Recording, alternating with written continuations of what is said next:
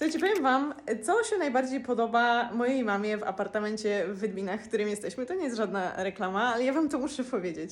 Tylko czekajcie, pokażę Wam. Muszę obrócić kamerę. Jak przyznasz się, co Ci się najbardziej podoba? Podpowiem, to jest w łazience. Wszystko mi się tu podoba. Aha, bo włączałam kamerę. Oczywiście, że wszystko się podoba, ale co najbardziej zachwyciło? W sensie, jak się przyjeżdża, w łazience zawsze jest jedna rolka papieru toaletowego. No to jest norma. My jesteśmy tutaj na 3-4 dni, więc spokojnie to wystarczy. A do mojej mamy, czy ty jesteś, widać cię? Schowałaś się. Gdzie ty jest? Co naprawdę się schowała tutaj? I tak zawsze jest stres. A co jak się skończy? Trzeba poprosić o więcej.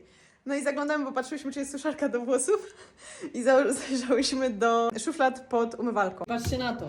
Szuflada numer 1 jest suszareczka elegancko. Mam nadzieję, że działa. I taram! No pokaż, jak się cieszysz.